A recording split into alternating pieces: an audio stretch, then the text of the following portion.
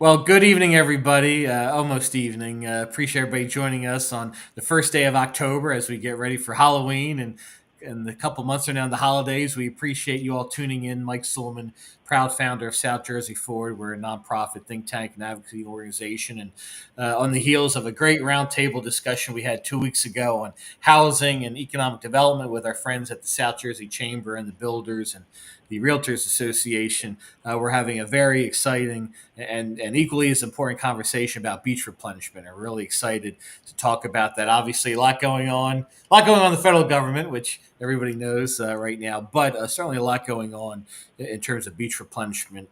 Clearly, the first year that we did not see federal funding, something, as I was saying to our panelists before we came on, a lot of us, certainly living in southern New Jersey, took credit of and took advantage of and took for granted for 30 plus years. And now we need to fight not just for advocacy, but to really explain to folks why beach replenishment is so important, not just from an environmental perspective, but also from an economic perspective, how, literally a $1 billion South Jersey economy thrives on beach replenishment and how important that is. So we have three experts here to talk about this, and I'm really excited that they've taken time out of their busy schedules to join us. So first off, Grace Hanlon is the executive director of the Jersey Shore Partnership, and we'll talk a little bit about that great organization. They know how to throw a hell of a party. I was at their annual fundraiser a couple months ago and had to take off the next day. No, it wasn't that great, but it was a lot of fun and great food. So it was a great time in Sandy Hook. Dr. John Miller is the director of the Stevens Institute Coastal Engineering Research Group.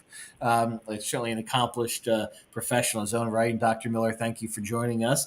And Dr. Tom Harrington, who is the associate director of the Urban Coast Institute at Monmouth University, probably the smartest panel we've had in quite some time. We've had a lot of smart folks. If it weren't for me, the average IQ of this panel would be a lot higher than it is. I kind of bring everybody down, but really appreciate you all jumping on and looking forward to have a great conversation. If you want to join the conversation listening, please tune in on Facebook, X, YouTube, put something in the comments. We'll be reading those in real time and want to ask our panelists that. So I'll start with Grace. First of all, before we kind of get into this, I love the name. What is the Jersey Shore Partnership? Just tell a little bit about. It's a 501c3. Tell us about what the great work you all do at Jersey Shore Partnership.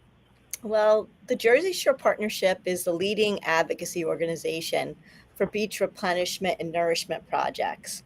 And it really started with the wise foresight of the founder, Senator Tom Gagliano, who saw after the massive Halloween storm in 1992 that he was a legislator at the time, that we needed to have a steady source of funding in New Jersey so that when we had these events, albeit a big storm, a hurricane, that we had funding in the state budget so that we were going to be able to match and be ready to go for projects that were going to bid with the Army Corps so that we could have that state federal funding. So he was like, we need an organization. We need somebody out there, pounding the pavement, saying, don't forget about beach replenishment. Let's get this done. So they back then passed legislation called the Shore Protection Fund, which put I think it started initially at $15 million in the state budget that was put in the Shore Protection Fund that came in through the real estate tax. And then that prepared us so that we could have the federal match. Since that, thank goodness, it's been increased. There's been, Margot Walsh was my predecessor for many years, constantly, out there reintroducing the partnership to the new legislators who have come in so that they know the importance of keeping it in the state budget. We go to the Hill, so we also advocate at the federal level. And, we cast a wide net, we try to support our sister organizations like Clean Ocean Action, Urban Coast Institute, ASBPA, other environmental agencies. When we pull together on an issue that we think is going to adversely impact the ocean or the shore, there's strength in numbers when you get these great organizations together. So we also keep an eye on things that could adversely affect the ocean, the beaches, or the tourism economy in a nutshell. That's great. So, Dr. Miller, certainly Grace is obviously accomplished not only Jersey Shore Partner, but her professional background, and really has been leading the effort for advocacy. But how do you all fit in? Certainly, you and Dr. Harrington as subject matter experts, researchers.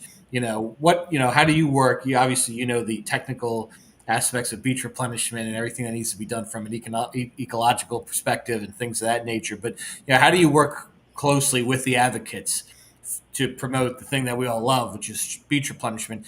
How do groups like yours and Stevens work with Jersey Shore Partnership to achieve our goals?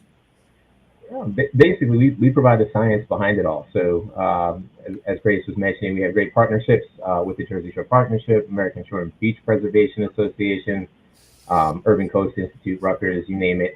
Um, and we're out on the beaches. We're measuring the impacts of storms. We are working with the state to develop new technologies for protecting the beaches and shores. And do a lot of work with something called living shorelines or nature-based solutions. Um, and a lot of our funding to do that actually comes also by way of Senator Gagliano. As Grace was mentioning, the Shore Protection Fund. A part of that is dedicated to something called the New Jersey Coastal Protection Technical Assistance Service, which is operated out of Stevens, and I'm the director of that service, and that allows us to work with New Jersey's communities to help them understand what's happening on their beaches, what are the appropriate things to do to help sustain their beaches, and I guess more broadly than that, not just their beaches, but also their shoreline. So we do get involved in issues in back bay areas. So we think about things like back bay flooding, erosion of marshes and natural features, and ecological impacts as well. So and all of that, really started with Senator Gagliano and his assistance in helping set up that service at Stevens. Well, that's great. Some things should not be political. Hopefully, this is an area that should not be. We'll talk a little bit about the funding issue, but some things just there's no DNR. It just makes sense, right? Dr. Harrington, I always joke. Probably some people think when you're dealing with this subject matter, oh, I get to hang out at the beach all day and check out wildlife and hang out in the sun and do reports every now and then. But probably a lot more involved, a lot harder job. Certainly, you have. Talk to us a little bit, kind of what your work entails at the Urban Coast Institute, Sure. and just kind of, I would say, what an average day looks like. But probably probably crazy days that you may have in this field. Um, yeah, so the Urban Coast Institute, we are a science-based policy institute. So we take all that science that John just talked about, all that engineering and science, and we think about, how effective are these projects? What are the policies and regulations that should be in place so that, we can convince other people that this is a great investment, right? It not only does this provide protection to our coastal communities and our private properties, but it drives the coastal tourism economy, and it recreates a natural system that had been lost from New Jersey. So, like Grace had said, in 1992, in many places along our shoreline, there was no beach. There was no beach, or if there was a beach, it was very small. And over those years since the legislation was passed, the Stable Shore Protection Fund, not only have we protected our communities, but we've recreated these lost resources. And so telling that story, getting people to understand why it's so important to invest in our beaches is what we try to achieve at the Urban Coast Institute. Yeah, we had talked, and certainly before we came on, I mean, just how devastated we were post Hurricane Sandy. And, somebody Lee lives in Galloway, saw the devastation in Brigantine, as well as Ventnor Margate, Atlantic City, just really how bad it was. And to your point, Tom, it just, beaches, talk about wiped out. It was just incredible. What kind of role, Grace, did you all play post Sandy? I just think before we talk about funding, just the context stuff, what a crazy time that must have been. I know it was before you were executive director, but still, just what a crazy time must have been for Well, everybody on this call. well, it was at the time I was the executive director of the Division of Travel and Tourism for the state of New Jersey. Oof. So I was boots on the ground during after Superstorm Sandy, before, during, and after. I also live, a mile from the shore, so I knew what it was like to have to eat in an army tent. Thank God they showed up because we didn't have electricity for weeks. So it was really interesting. I was director of tourism. It's something that unless you saw it, you couldn't believe it. I mean, just remember getting like a private tour to Seaside, And I remember saying to the police commissioner, I mean, I was, went in with the Army Corps and protection. And I was like, it looks like there was a hurricane, an earthquake, a tornado, and and a massive fire. And he goes, I think we had all four. Wow. Like, I don't even think we'll really ever know what happened to the full extent. It was dark. It was just such massive destruction. So, with that said, it was really all about being the director of tourism at the time, getting the word out that beaches were open before the next season. So it happened. Superstorm Sandy was like, I believe, like right at the end of October, right before Halloween. And so I was really trying to make sure that the beaches that were open, that we could get rid of those devastating images of the roller coaster and seaside that were passed all over the world. Worked closely with EDA and the Business Action Center to get the loans to the businesses that needed it to rebuild, and worked very closely with the governor's office, with FEMA. So I was really quite involved. And so when it came time, when I was transitioning from being executive director of the Division of Tourism, and I was looking for, my next steps, to be honest with you, I literally was treading water waiting for this, because I fell so hard for the community, the tourism community from Cape May to Sandy Hook, all these mom and pop businesses, all these small, scrappy, gritty entrepreneurs putting everything on the line to run these businesses that depends on 8 weeks that'll make or break them. And I was like, I just wanted to be a part of preserving that industry in New Jersey. And I also wanted to be part of an organization that was, preserving our beaches and leading into protecting our ocean and making sure we keep our ocean clean. I'm also aware of what it was like in the early 80s when our ocean was filthy up here in the Sandy Hook area. So I was being called to the ocean from all different directions, personally, because I live by the shore, professionally, because I was director of tourism, and eager to stay back and to be involved, because I know firsthand that beaches that are wider protect infrastructure. And without the beaches, the beaches that had robust dunes and were wide fared better than the beaches that weren't there. And so when people say to me, well, we had a bad storm, we lost the beach, but I said, but we didn't lose the road. We didn't lose the bridge. We didn't lose lives. We didn't lose houses. So, it's all about constantly being out there educating legislators, taxpayers, the community at large about the importance of continuing to make this investment in beach replenishment. Yeah, it is frightening. As bad and horrifying as it was with Sandy, it could have been significantly worse. Which is just Right. it's hard to imagine. As bad as it was, it could be even worse. So I think to your point, Grace, that's just spot on. And Dr. John, just thinking about dovetailing a little bit, thinking about kind of where we go from here. I mean, clearly, climate change is, at least I believe, is a big threat, an existential threat. Clearly, sea level rise is a big issue. The idea that these once every 100-year storms are becoming much more prevalent. I mean, where do you see kind of the need for beach replenishment, beach nourishment efforts going forward? Where if we're going to have more, I hate to say it, we're going to have more Sandies or more tropical storms or more oppressive hurricanes, is it just we're going to have to do these efforts more often? Where do you kind of see us going 10, 20 years from now?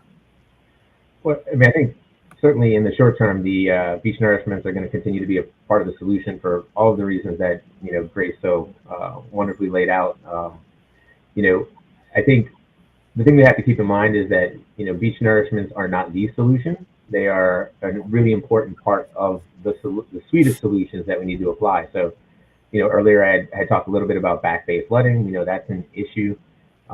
Beaches don't directly impact that, so we have to do a better job of kind of taking care of those back bay areas as well. I think there are places in New Jersey where we've done a good job where the beaches and the dunes are a part of a system of protection. So sometimes coastal structures can be a part of the solution. Smart planning, elevation of houses, it all kind of rolls together to kind of create the most resilient communities that we can. So I think when we discuss beach nourishment, I think we should try not to think about it as a one size fits all solution. I think it needs to be tailored. It needs to be part of a more comprehensive discussion about what resilience in our coastal communities look like. So, but it's an extremely important part. It's the first line of defense, and as Grace said, the communities that had beaches that were wide and robust dunes, they withstood the impacts of Sandy. We saw, a lot of evidence of that in Long Beach Island, where we had communities back to back, and those that had been nourished and those that had nice wide beaches and dunes did well, and those that didn't did not fare so well. So I think it all has to be on the table, and I think we have to continue to adjust. And I think that's what's important about doing the research, is that as new techniques come up, as new combinations of perhaps coastal structures with beach nourishments, living shorelines, nature-based systems, can we nourish beaches in a better way that is more sustainable? So these are all the things that we're looking into, and that we need to continue to invest in that research so that we can do it better as we face these challenges. Are there any, and not to put you on the spot, are there any communities that you feel that have done a particularly good job in terms of those sustainable alternatives that, not just beach replenishment, but just, smarter planning, more forward thinking, efforts to kind of see across the horizon at the challenges we face with climate? Any particular communities or towns that really stand out to you? Yeah, well, I mean, there are pockets of communities that are doing some positive things. So I know there are a lot of communities that really invest in their dunes. When I say they invest in their dunes, the sand is a lot of times provided by federal beach nourishment or state beach nourishment projects. But then what happens with that sand? So there are a lot of efforts for dune plantings, trying to encourage the growth of robust sand dunes. Vegetation on the dunes helps keep the sand there. So there's communities up and down the coast. The Ocean Grove, I think, has done some some dune efforts. Seaside Park has some great dunes. Midway Beach has done some things with their dunes. I think in other places there's sort of been, I'll call them almost accidental kind of combinations of beaches and dunes and structures. So there are places, the Bayhead has had a seawall that had been buried by a beach and a dune. The combination of the two actually is a really effective approach. There are many other locations in New Jersey where we have sort of buried coastal structures that provide sort of a lifeline of defense. They kind of allow the beach and the dune to absorb the blow from the moderate level storm. And if you get that really extreme storm and the beaches and the dunes do fail, kind of what's your backup? That multiple lines of safety, the multiple components of resilience that I was talking about, right? Is there a buried coastal structure that becomes active, that all of a sudden helps reduce the damages? If the structure becomes overtopped, are the homes far enough back? Are they elevated high enough that they can minimize the damage? We've seen pockets of that, these sort of like micro adaptations, we like to call them, that have been effective. And I think really beginning to embrace that more and more, particularly if we want to talk funding, and sometimes funding is available, sometimes it's not. Being overly reliant on any one thing is probably not a smart move, right? We want to kind of diversify a little bit and make sure we have these multiple lines of defense to help keep the community safe. Yeah, everybody has skin in the game, right? It just can't be, well, federal government. I mean, obviously they've got the coffers, but state government, the Shore Protection Fund is critical. Obviously, the municipalities kicking in for whatever. I mean, clearly, everybody's in it. We're all in it together, right? And Dr. Tom, in terms of kind of the great research that you're doing, what do you see kind of either emerging practices or I think about it like elected officials in all these shore towns or administrators. I mean, I say it facetiously, but do you have some sort of audit process where you go to a town, you say, hey, you're doing this right, you're doing this right, here's some glaring omissions, or here's where you could use a bulkhead, here's how you're not doing your, like your point, you need more vegetation growing at the dunes to help with, and that sort of stuff. Like, how do you work with some of these towns? Say, okay, here's the wish list of what you need, recognizing that funding is an issue, but here's like you're a doctor ordering a prescription. Well, start with this, get on a diet first, then you can get into exercise, and you know what I mean. Like, how do you kind of work in terms of the technologies that you're exploring? In terms of how do you give a prescription to a town to protect their coastline? Yeah, that's a great question, and I don't think I would generally walk into a town and tell them what they're doing wrong or right, but certainly what we know is that the coastline is a system, right? And the system interacts up and down the shoreline. It doesn't stop at a municipal boundary. So, if Avon has a beach and dune system, but Bradley Beach decides not to do one, that creates a hole, a hole in the dike that we can't let happen, right? So we need to think of our coastal system as an entire complex that needs to be maintained and restored, and that includes things like managing the inlets, using regional sediment management techniques where we're moving sediment where it will be needed, but also can, as it erodes and moves up and down the shoreline, feed the other beaches to this north and south in the case of New Jersey. And that's what we're thinking. Big picture is a more regional management of the coast, and that's a difficult conversation because these federal beach fill projects are very interesting. The federal government and the state and the counties and towns, they all put money into the project. They build these magnificent projects, and then it's up to the municipality to manage it. They're the ones that do the daily maintenance. They're the one that manages the dune plantings or making sure the breaches aren't staying in the dunes if they should blow out during a storm. And so there's this kind of lag between the resources needed to keep the system running and effective and the day-to-day maintenance. So in case in point, right now we have a situation where we don't have federal funding available to keep our beaches and dunes renourished. And so if a storm does come along, where's the funding to come and fix the damage that may be created to the beach to make sure the system continues to protect everyone? So I think that's, where we need to think. And part of that is not just the system, but how climate change is affecting the system as well.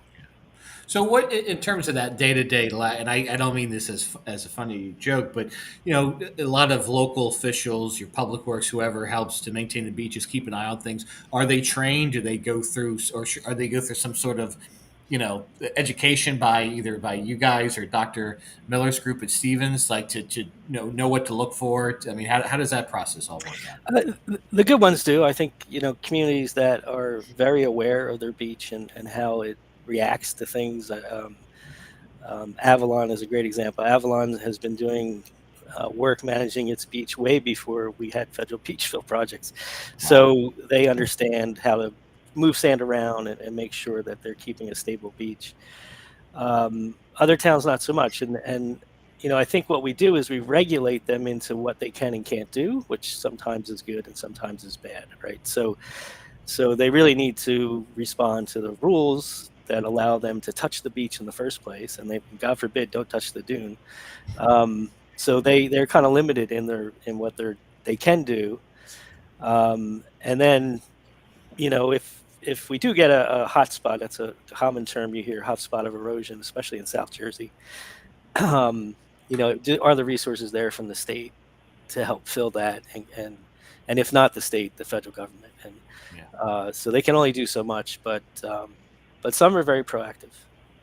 Well, I know just and what role does anybody jump in on this with the Army Corps of Engineers? I just know post Sandy, at least as someone who used to work in the legislature, they became like this nameless faceless. Oh, well, the Army Corps has got to approve, or the Army Corps is giving us a hard time and all that. Maybe they get unnecessary flack. Maybe they get the right amount of flack. But it just seems like, to your point, Tom, and anybody jump in, just juggling all these balls in the air. Right? You got your federal government, your state government, your local government, making sure your local partners know what they're doing.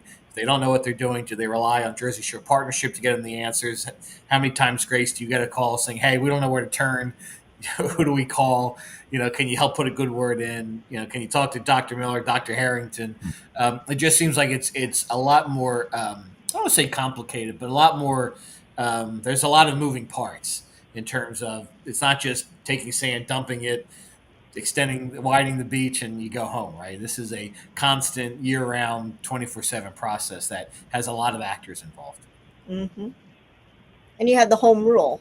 You Yep. have every town has its own mayor, its own public works, its own way of doing things.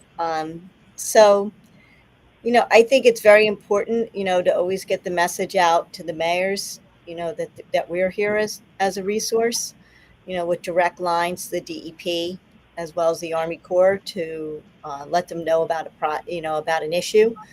You can't just assume that the Army Corps has seen it.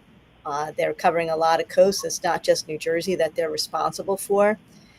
And, long term, I think that, we just need that cohesiveness of looking at the whole shore as a whole and having much more communication with each shore mayor. But it's fluid because the mayors change. They're not there constantly, just like our legislators change. But we're always trying to get the word out to the mayors. Stay in touch with us. Let us know if there's a problem. Keep us updated. And again, I think between the Jersey Shore Partnership can be conduit to the Army Corps to let them know there's a problem, as well as to the governor's office or to the DEP, and to also keep your local legislators abreast of everything, your commissioners, your assembly, your state senators, constantly be on their radar. Yeah, Doctor, either for your Dr. Miller or Dr. Harrington, is there anything we could do, or is there enough being done from a regional perspective? Can we do more, not just individual towns, but kind of regionally on any sort of beach nourishment projects? I mean, I look at near me up Seacon Island. Obviously, you have Atlantic City, Ventnor Margate, Longport.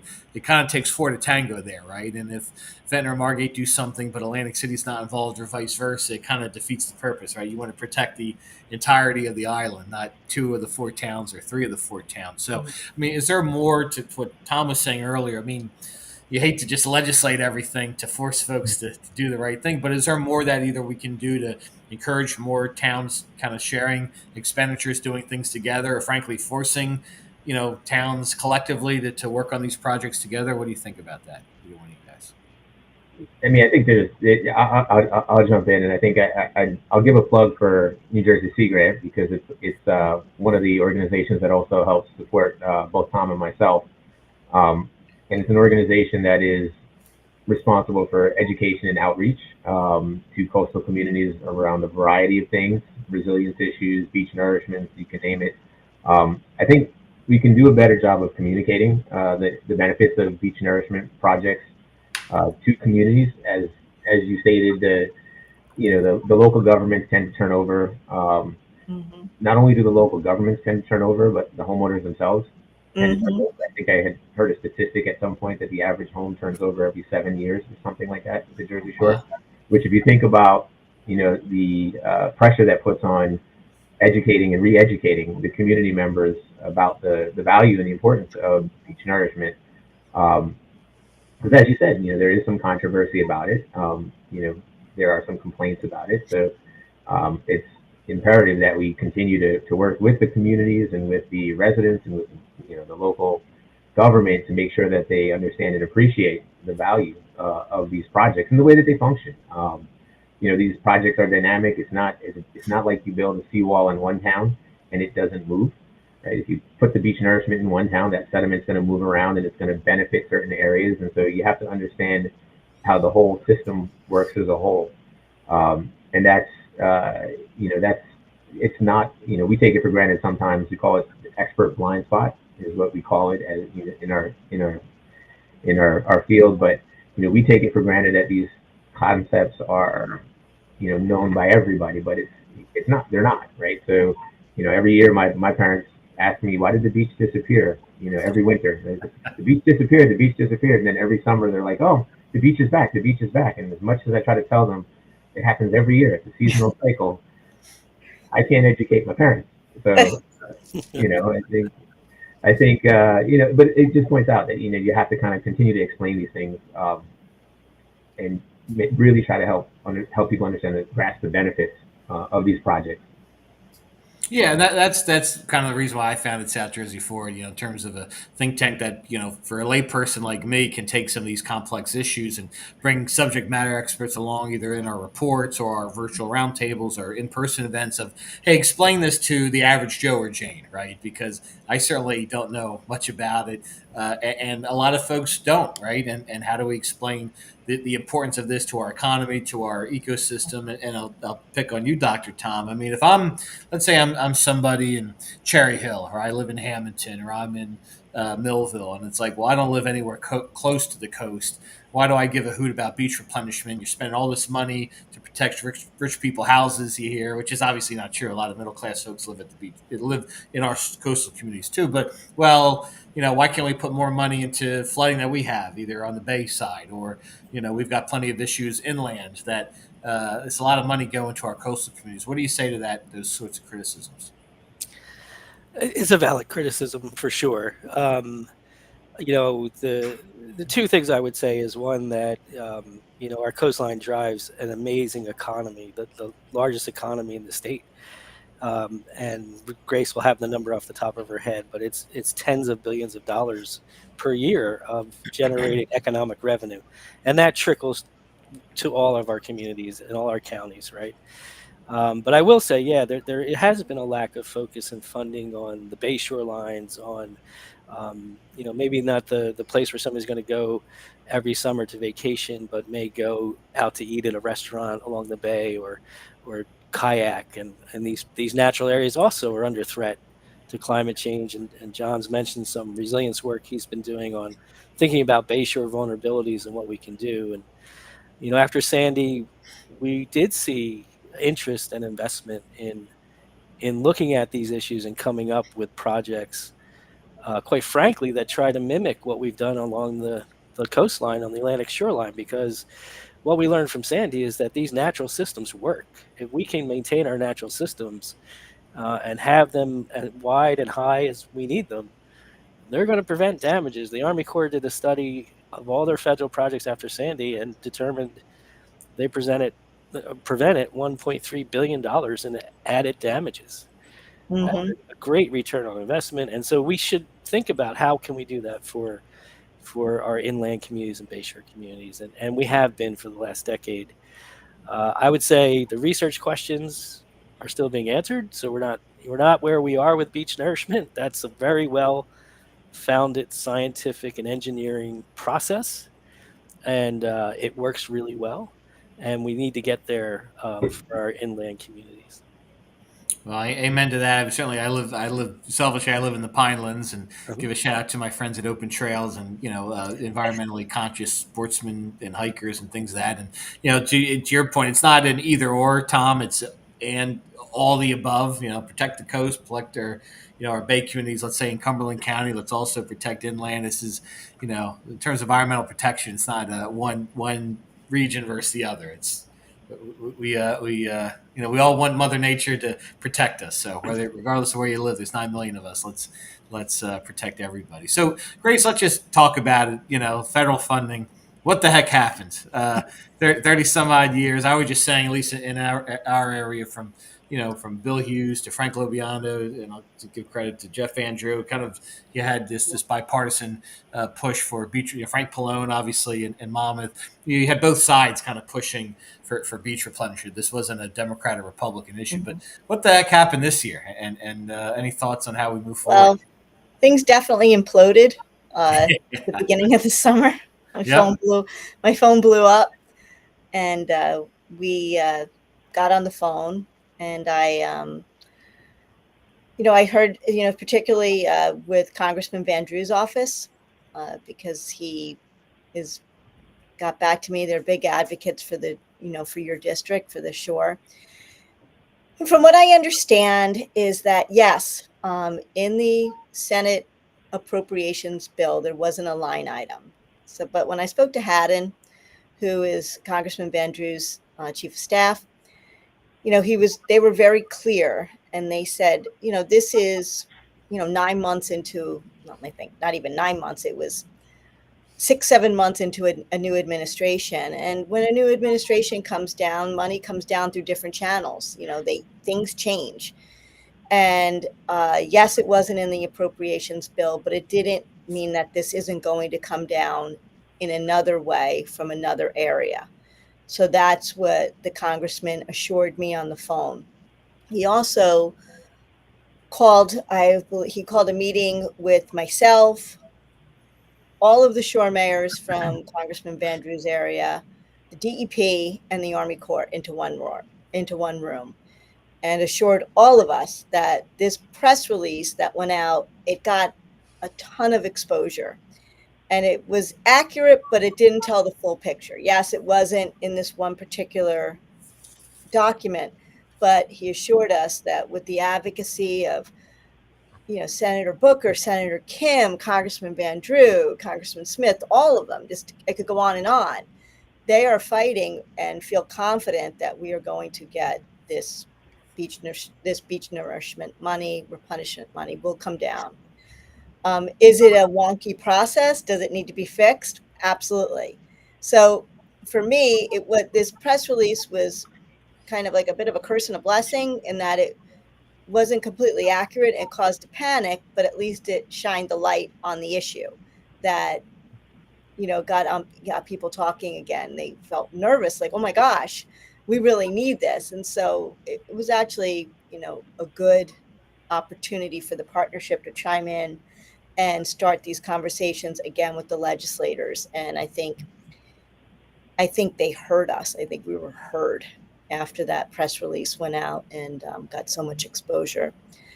But today's a different day. The government shut down today. Government's not open right now. So how does and what has the reception been with the other members of the delegation? So clearly, anybody who represents a coastal community, whether it's Van Drew, Smith, Pallone, clearly, everybody's supportive of beach replenishment and funding for that. But in terms of our inland Congress people, whether it's Norcross, Menendez, Poe, what have you, I mean, what has the advocacy been like that? I would hope they recognize, too, the importance of these efforts. Extremely supportive. Good. Always supportive. And like, I wanted to touch upon, you said earlier, about this is a bipartisan issue. We're a bipartisan organization. And one of the reasons I'm on this show is because of our mutual friend, Ken Badger. And it was very important to me. Prior to being the executive director of the Jersey Shore Partnership, I was on the board. And I said to Margot, I would say about 10 years ago, let's start a young professional committee because we need to get the next generation excited about beach replenishment and nourishment. These are not everyday words. You have to explain them. I'm of the age that we have a local bar here in Seabright called Donovan's, and I used to sit on the deck and we'd watch the waves break below us. Now it's a vibrant, wide beach.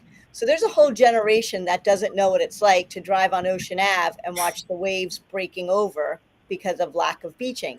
So I wanted to get the next generation involved, and I also wanted to, be a role model and be a cheerleader for bipartisan friendships. So the Jersey Shore Partnership has a young professional committee, and it's co-chaired by a young Republican and a young Democrat, Kim Badger and Jason Senna.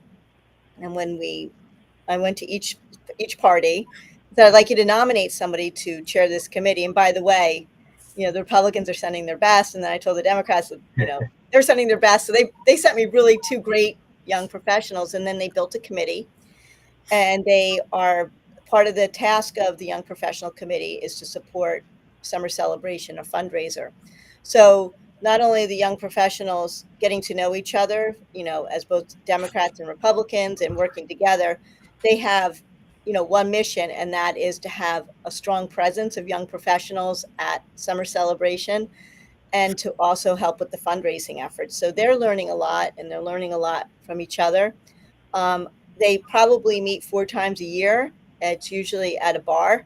Like Frank Robinson, our board president, will host it. George DeStefano. So they have their meeting, and then they have a good time together. And so they've really developed strong relationships when they watch somebody like Jason Senna and Ken Badger, who are right now in the midst trying to get their candidates elected, but Jason and Ken are the first people to call each other up and say congratulations, or I'm sorry, dang it, I know you worked really hard. So that's the kind of culture that we have at the Jersey Shore Partnership as a bipartisan organization. I'm really proud of it. And these young people have just made us stronger, better, more vibrant, more current. They keep us up to date. So That's great. So, Dr. yeah. John, talk to us about, just educate me and everybody watching. So, New Jersey, let's say a normal appropriations year, not this wacky year we have, Mhm. and hopefully, but a normal year, New Jersey gets X amount of dollars for in federal funds for beach replenishment. How is that dispersed? Is it that the specific towns or projects are earmarked in that federal legislation? Does the money go to the state and then towns apply it? Like, how does when we start from the feds getting those funds, how do those get to the municipalities? What does that process look like? The specific projects are funded. So the decision is made when the funding is originated from or dedicated from Congress. And then that money makes it to the Corps of Engineers, and there's a cost sharing formula that's used to share the cost between the federal government and the state. So I believe the cost sharing, Tom, you can correct me if I'm wrong, it's 65% federal and 35% state. Right, and then the state puts up their portion of the money, which is made possible by the Shore Protection Fund. In fact, that's one of the reasons that New Jersey has been so successful.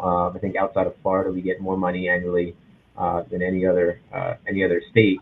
And it's partially because we have this match, this required local match for these big projects. And then ultimately, the state then works with the municipalities and cost shares that quote unquote local match.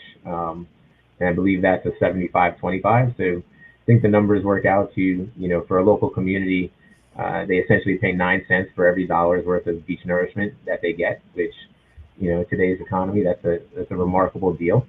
And so that's one of the things that makes these projects so beneficial to the state, is that, there is this partnership between the federal government and the state and the municipalities. Everybody's buying in. Everybody's paying their piece. And ultimately, that's the way you get to a more effective project. As you said, if you go town by town, you're not going to get a project that's nearly as effective. So when you have this cost sharing formula set up and the ability to do these projects, with all this buy-in, it helps make the projects affordable, and from a scientific standpoint, it helps make the projects more effective. So just so I understand, feel free to jump in, Dr. Tom. So it's a 65-35 federal, I'll call it state match. And then of that 35% match, roughly 75% of that comes from the Shore Protection Fund and 25 comes from the home municipality, right? So then if you aggregate that, essentially the town's paying, 10%? Probably not even, 9-10%? Yeah, that's the 9%. So that's the 9 cents on the dollar. It's a pretty good deal. Yeah. I think it's. And sometimes they convince the counties to throw in some money too. So there you go. That's who the good politicians are, right? Right. You get it. Yeah. So how is, and Dr. Tom, how is that Shore Protection Fund funded? Is it we talked a little bit about our live stream with the realtors a couple weeks ago. Is it just dedicated by state budget, or are there taxes that supplement that? But where does that funding come from in the Shore Protection Fund? Well, I'm sure Grace knows all the gory details, but it's the real estate transfer tax, and we don't even get all of it, right? The real estate transfer tax is distributed to a couple. Oh, we lost you there, Tom, for a second. Sorry about that. So the realtor transfer fee comes into the state, but not all of that goes to the Shore Protection Fund. It goes to other programs as well. And so when they crafted the legislation, they were very smart about it. They wanted to make sure it couldn't be killed on its own. It would take out other things. So that 25 million is always available every year for us. And what we're trying to do with the Jersey Shore Partnership is make the case that we do need more money. And there's a couple of reasons for that. I think there's kind of a misconception from the press release, maybe, Grace, and that went out, but there is no stable source of federal funding for beach nourishment. It typically comes out of a bill Congress crafts called the Water Resource Development Act. Mm-hmm. And like John said, each individual project is identified, and so there's some negotiations there about how the money is going to be distributed. And that's not passed every year. So we've had years where we've gone without these bills, and that's created a gap in funding. Mm-hmm. And then we've had both parties, Democratic administrations and Republican administrations, zero out shore protection. Bill Clinton did it. so this is a long-standing issue, and one that I think now, Congress has said we do need a stable source of funding, because this isn't just a New Jersey issue. This is a coastal issue. So our colleagues in Louisiana and Texas and Florida, they're all thinking about the same issue because they all see the value in restoring their beaches, right? And so we're a little bit lucky because we were the first state ever to get this stable shore protection fund because of the required match. We've had, I think the longest project on the books is Monmouth County's Beachville, which was actually designed in the 50s and Wow. wasn't funded till the 90s because we didn't have the local match. And it took a lot of storms to get us there. After each storm, like these storms in 65 or 62, we would go out and raise bond money. We would put it on the ballot and say, do we want to set aside this much money to restore our eroded beaches? And that was without the federal government. And to answer your question back about why do people support it outside of the coast, those bond issues passed almost unanimously, right? So all across the state, people saw the value in keeping the coastline. And I think that's because so many people grew up going to the shore, Yeah. right? They had these memories of going there. That made it possible that we could get this stable money. I think we're one of only 2 states now, Grace, that has this. I think Florida may have some funding set aside. But it gives us a big advantage because the Corps knows we are a good partner and we're going to come to the table with the money. Well, and it's funny, Tom. I look, show a lot of folks who aren't experts in this just our naivete. I assumed it for federally it was standard every year. It was guaranteed every year, but just the amount each year may fluctuate. So the fact that we found out this year it's not, that on the whims of some policymakers it could just go away, or a president or what have you, that educated me because I didn't know. And I expect most folks in public policy did not know that outside of the great work the three of you do. That I assume kind of beach replenishment funds is kind of like the sun coming up. It happens, just whether it's up or down the funding each year. But it really, I think, was an eye opener for a lot of us and who care deeply about the coast of like, oh shoot, like no, this is not good. We need to have stable funding. Grace, we had, and I know we only got a few minutes left, and I appreciate everybody's time on this call. Appreciate everybody watching and getting some good texts of great feedback that folks are enjoying the conversation. I remember when I worked for Jim Whalen, rest in peace, 10 years ago, that we were talking about raising the shore protection fund from 25 million to 50 million. And 10 years later, it's still at 25 million, right? And now with inflation, now with climate change getting a lot worse, unfortunately. When the hell are we going to get this increase that I think is sorely needed, especially the state budget's gone from 39 billion to 59 billion, which no one has explained to me how the hell that happened over the course of 8 or 10 years. Any luck we can get this bill across the finish line to get those funds for our coastal communities? Well, if Senator Gopal's listening, He better be. Finn better be listening. we have lame duck coming up, and we have a wonderful bipartisan bill, Senator Palestino, Senator Gopal, to raise the funds to 50 million that they've reintroduced again. So we sure would love to see that go through. I'd be remiss, though, if I didn't thank the current administration, our Governor Murphy and Commissioner LaTourette, because we have been funded 50 million for the last 4 budget cycles. And for that, I'm extremely grateful. And again, there's so much turnover in legislators that we're always having to be out there talking to them and re-educating them and re-educating a new administration. So it is 50 million again. It was 50 million. So I'm very grateful to the current legislation and the governor for putting it at 50 million. It would be nice if I had a law out there that said it was at 50 million, so I wasn't so busy Yeah, that's what's critical, right? I mean, look, it could change, and regardless of Bounding. who wins the governor's race next year, it could go back down to 25. I mean, 25 is the floor, right? It can't get Yes. lower than that. Okay, But so with appropriations, it's been 50 million. yeah, but With but then the advocacy efforts of the industry. yeah, and look, we've got a you know 2 or 3 billion, depending on the report, budget deficit. Could somebody say, well, you know what, we're going back to 25 next year, regardless of party, right? It's possible. To your point, we need that codification of making sure that that's in there because costs are only going up, right? I mean, I think inflation, and maybe talk a little bit as we wrap up, Dr. Miller, just in terms of the folks that can actually do this work. I mean, obviously, we're all seeing the effects of inflation. We're all seeing construction costs go up. I'm sure this is one area that is not immune to that, right? The sheer costs of beach replenishment and other protective measures we can take must be going up. I mean, talk about the effects of inflation on that, because I suspect it just what cost a town and a county 5 years ago is probably astronomical now. Yeah, you make a good point. I think the cost of these projects has significantly gone up since 1993 when the fund was established, and as Grace had mentioned earlier, that it's been increased one time in the last, how many years is that? Do the math real quick. But it's a long time. And I think the projects are the costs are going up. With a lot of these projects, there's a number of costs. There's the cost of the sand, the actual construction of the projects. There's the materials. If we're building structures, there's rocks and things of that nature. And then there's the mobilization and demobilization costs. The cost to get people and supplies to the areas where the beach nourishments are going to be constructed, and those costs are the costs that the general person feels. Right, if you're going to travel somewhere, it costs more now than it did 5 years ago, 10 years ago.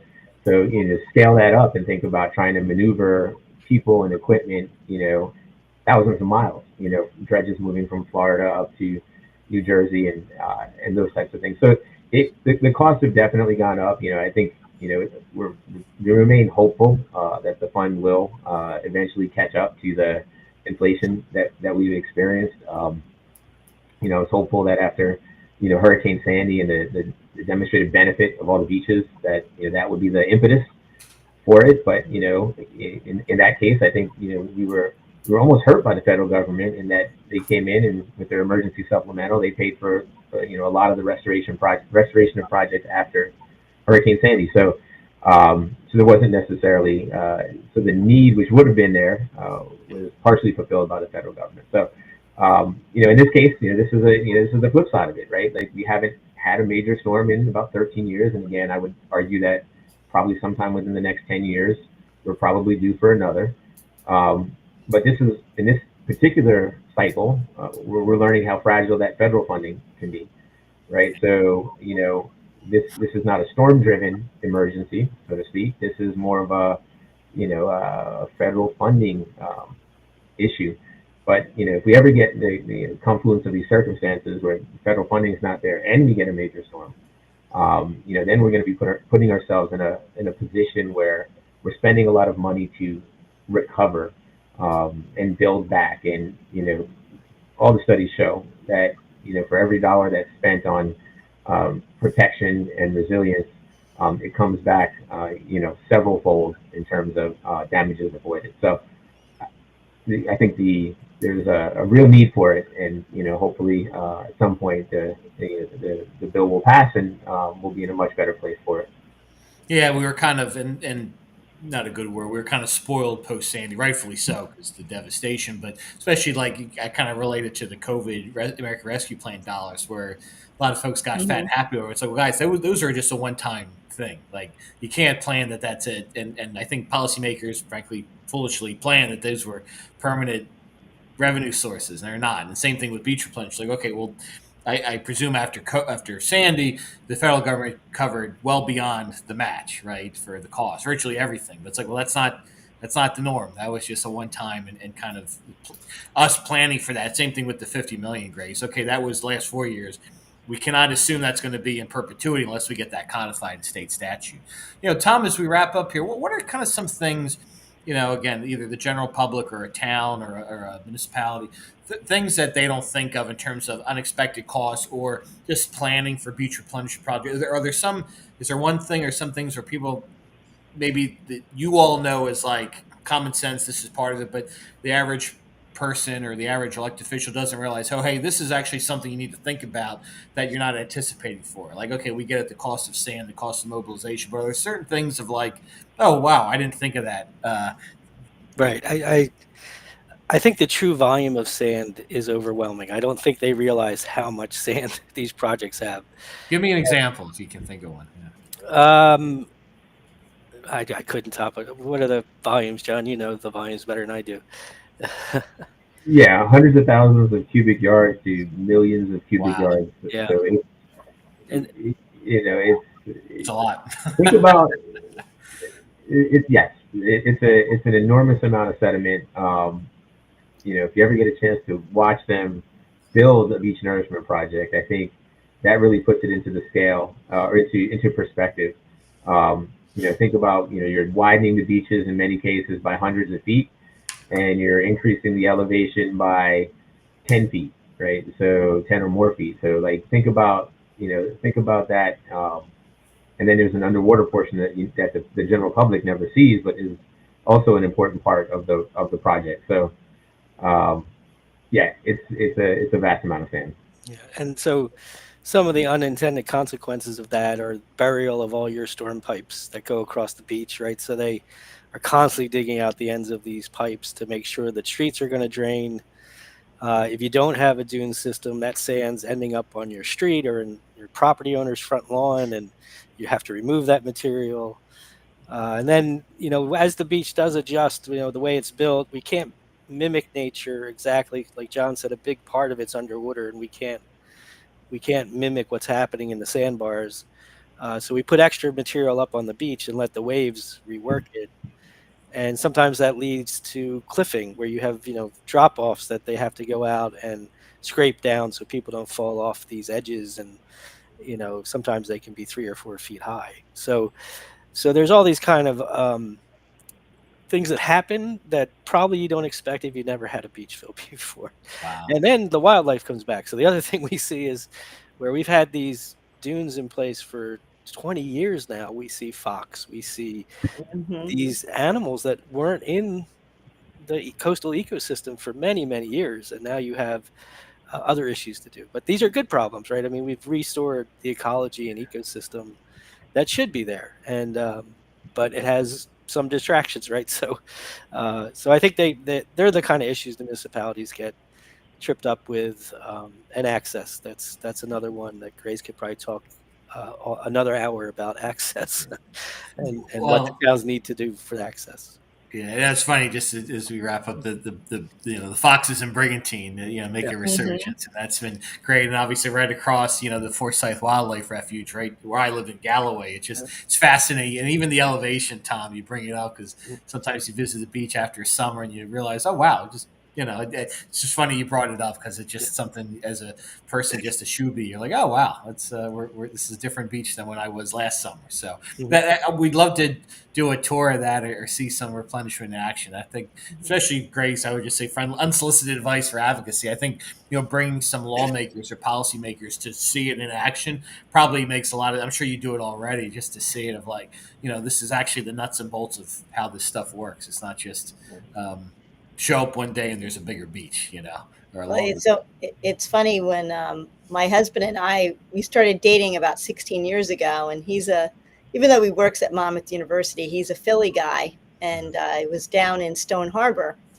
We just started dating, and one of his cousins were like, they kind of came to get us, and we're all going to the beach. And they had like a case of beer, and it was at nighttime in chairs. I'm like, what are we doing? They're like, we're going to go watch them do the beach fill. Very romantic. Yeah. So I sat on the beach with a bunch of people from Northeast Philly and watched the sand blowing and drank beers. We'll do that one time. less romantic. We'll get a bunch of us to do it. But Kind of this was a funny. great conversation, guys and lady. I really, really appreciate it.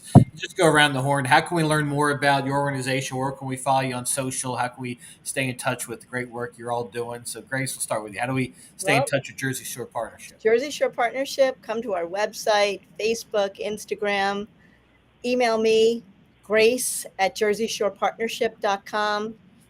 Go to our website, ask a question. We're here for the whole community. We're here for all of our mayors, all of our shore towns. If you have a problem, we will definitely always try to be a conduit to getting the answer for you. That's great. Dr. Miller, talk to us about great work you're doing at the Stevens Institute. How can we follow the great work you're doing? Sure, you can follow the work that our group is up to. Stevens Coastal is our social media tag that we use on both Instagram and Twitter, or X, I guess. And then we also have a website, just www.stevenscoastal.com, and you can follow all the great things that our group is working on. That's great. And Dr. Harrington, round it out with you. Talk Yeah. to us how we can follow great work at Monmouth and the Urban Coast Institute. So I don't know all these URLs like everybody else, but if you can find us by searching for Monmouth University Urban Coast Institute, and that'll take you to our webpage. You can find our social media feeds, and we do have a very active blog, so we're pretty up to date on getting information out about what we're doing. So that's the best place to go and find out how you can get involved and what we are all about. Well, Grace, Dr. John, Dr. Tom, thank you so much. You can find all of our work at southjerseyforward.org, our past reports, our virtual roundtables, Facebook, X, YouTube, Instagram. We'll definitely do this again. I know on tap we're going to be working with our friends at the New Jersey Bankers Association, talk about some lending, particularly amongst coastal, boardwalk merchants, farmers, things of that nature. That'll be a fun roundtable. We're going to have a little reception at the League of Municipalities, which we hope you all can join us with. That'll be a lot of fun Tuesday morning, and obviously more reports coming along the way. So again, southjerseyforward.org. Grace, John, Tom, thank you so much for joining us, and please support these fine organizations and be advocates yourselves watching out there for beach replenishment. Incredibly important for our community, important for our economy, and for our environment. So please join in the effort. Let's get these guys some more funding. So